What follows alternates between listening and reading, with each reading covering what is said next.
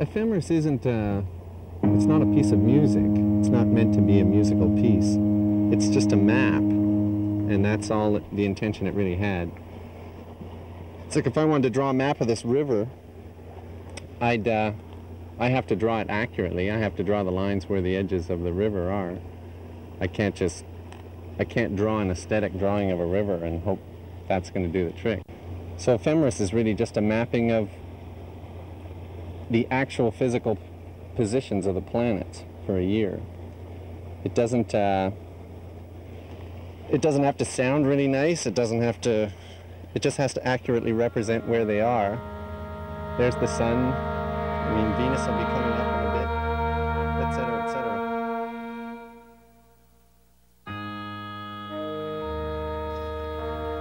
I don't really believe in astrology. I've always been very cynical about things like that. But I just found it so compelling that it just gradually forced its way into my system. I still don't really believe in it. It just enables one to look inside, to ask really important questions.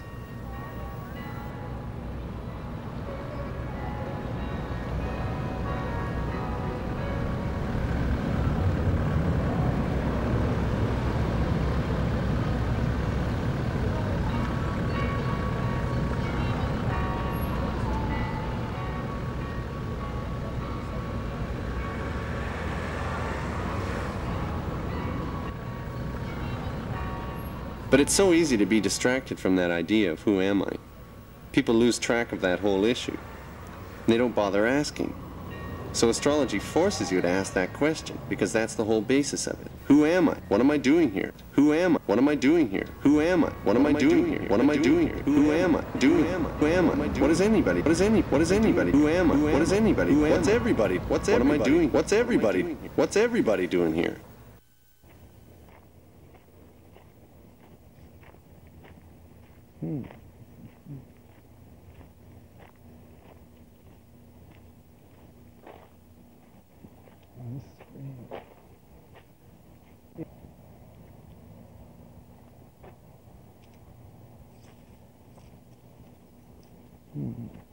Oh, yeah. Hello. Hello. Good echo. We need to put Pluto in one corner. So if this was the center, I think we should put Pluto in this corner. That would probably be the furthest away. That's about the furthest we could get away from the center. So this would be Scorpio right here. This would be the beginning of Scorpio. There isn't enough wood to hang the banners right across, so I think we'd have to put them straight on the wall. We can probably use this window for something. We can shoot from here. There's a nice rock garden at this end. If we had Mercury come in from this far end here, it'd probably take about a minute or so. We could have him proceed all the way down. By chance, while listening to music the other day, I read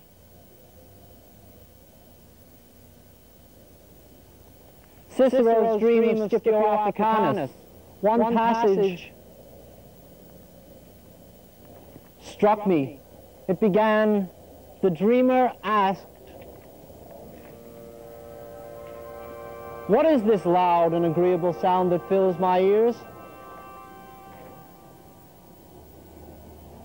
The vision said, "That is produced by the onward rush and motion of the spheres themselves, the intervals between them, though unequal, being exactly arranged in a fixed proportion by an agreeable blending." An agreeable blending. Bug off. Of high and low tones, various harmonies are produced. I didn't write this. Only a foolish person would Because we got dead reading from this thing.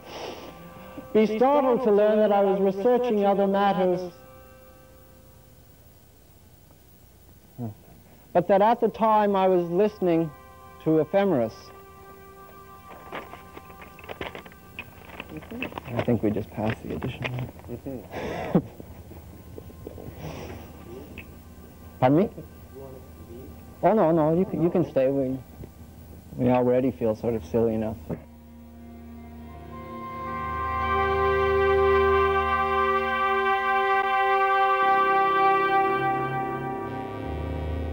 I guess the sun represents, to me, the true self-identity, your own version of yourself.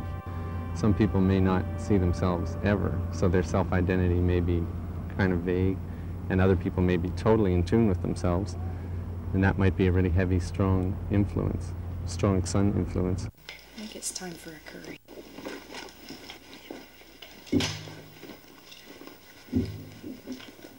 Is there any of that muffin left? Yeah, I'd like to wear this for Halloween. I'd like to go somewhere as Neptune. It's great. You could go anywhere as Neptune.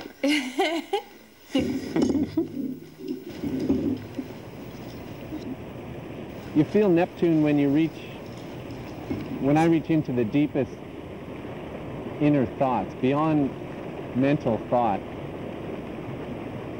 When I reach into the deepest inside, I'm getting in touch with Neptune.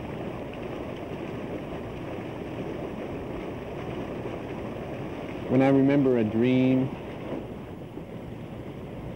or I'm really in touch with the dream world, sometimes in the middle of the day, I'll just go into a total fog, and that's Neptune realizing itself.